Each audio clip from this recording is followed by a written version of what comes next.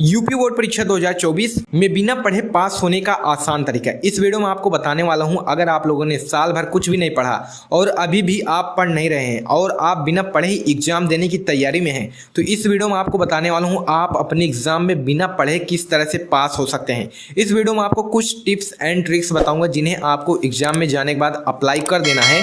100% आप फेल नहीं होंगे, 100% आपको पास होना ही होना है। एग्जामिनर आपको कभी भी फेल नहीं करेगा सभी सब्जेक्ट के लिए। तो इस वीडियो में पूरा लास्ट तक बने रहिए और चैनल को सब्सक्राइब करके वीडियो को ज़्यादा से ज़्यादा शेयर करिए फ्रेंड फैमिली मेंबर स्टूडेंट के साथ में। अगर आप यूपी बोर्ड के स्टूडेंट हैं तो आप लोग चैनल को सब्सक्राइब कर लीजिए। मोस्ट इंपॉर्टेंट क्वेश्चन हर सब्जेक्ट के आपको इस चैनल पर प्रोवाइड किए जा रहे हैं जो आपके एग्जाम में आते हैं। तो चलिए हम अपने टॉपिक पर पहुँचते हैं और आपको बताते हैं आप बिना पढ़े किस तरह से अपने एग्जाम में 100% पास हो सकते हैं।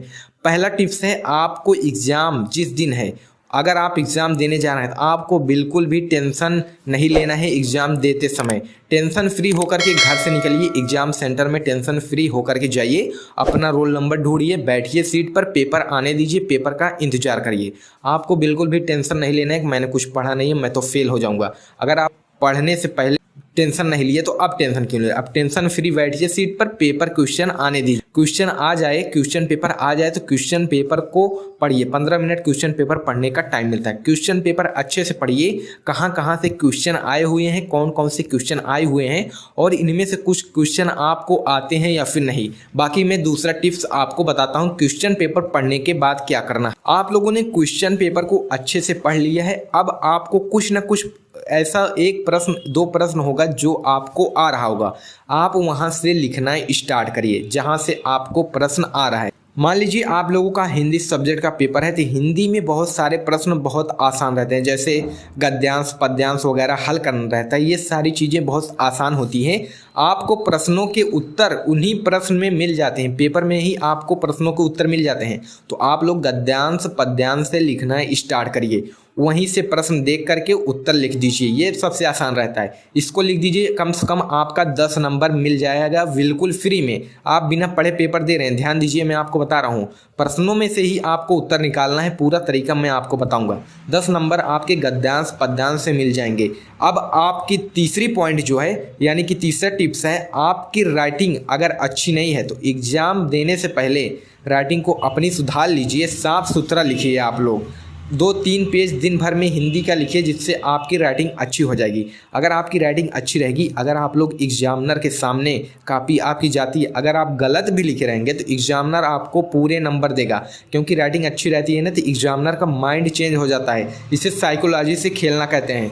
तो टीचर को ये लगता है कि इसकी राइटिंग अच्छी है, ज़रूर ये पढ़ने में अच्छा होगा, भले ही आप गलत लिखे रहें। ये तीसरा पॉइंट आपका हो गया। आपको राइटिंग अगर अच्छी नहीं बन रही फिर भी आप साफ सुथरा लिखने की कोशिश करिए।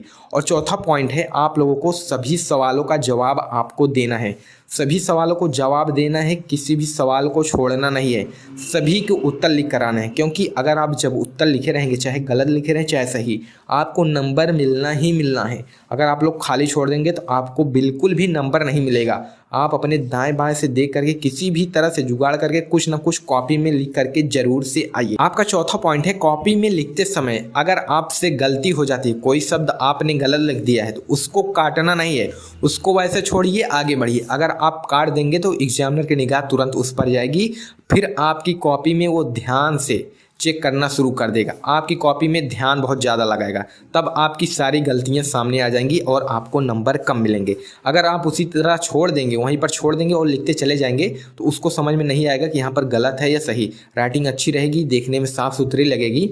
अगर राइटिंग अच्छी नहीं है, कॉपी देखने में साफ़ सुथरी लग रही है, टीचर देखते चला जाता है, फटाफट नंबर देते चला जाता है। क्योंकि बोर्ड एग्जाम में जितना ज़्यादा कॉपी चेक होती है उतना ज़्यादा पैसा मिलता है, तो एग्जामिनर रुक करके चेक नहीं करता, फटाफट चेक करते चले जाते हैं।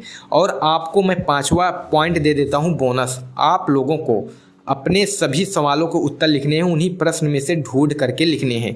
क्योंकि आपको कुछ आता नहीं तो कुछ ना कुछ आपको लिखना ही है, तो आप उसी में से लिखिए। बाकी अगर आप यूपी बोर्ड के स्टूडेंट हैं तो चैनल को सब्सक्राइब, बाकी अगर आप लोग यूपी बोर्ड के स्टूडेंट हैं चैनल को सब्सक्राइब करिए, वीडियो को ज़्यादा से ज़्यादा शेयर करिए। मोस्ट इंपॉर्टेंट क्वेश्चन हम आपको प्रोवाइड कर रहे हैं जो आपको 2-4 दिन में याद हो जाएंगे और एग्जाम में सारे क्वेश्चन वहीं से आने हैं। अगर आप अदर बोर्ड के स्टूडेंट हैं तो आप लोग चैनल को सब्सक्राइब करिए। बोर्ड एग्जाम से जुड़ी लेटेस्ट अपडेट सबसे पहले पाने के लिए व्हाट्सएप ग्रुप, टेलीग्राम ग्रुप को ज्वाइन करिए। लिंक वीडियो को डिस्क्रिप्शन में दिया हुआ है। इंस्टाग्राम पर फॉलो कर लीजिए, लिंक डिस्क्रिप्शन में उसका भी आपको मिल जाए।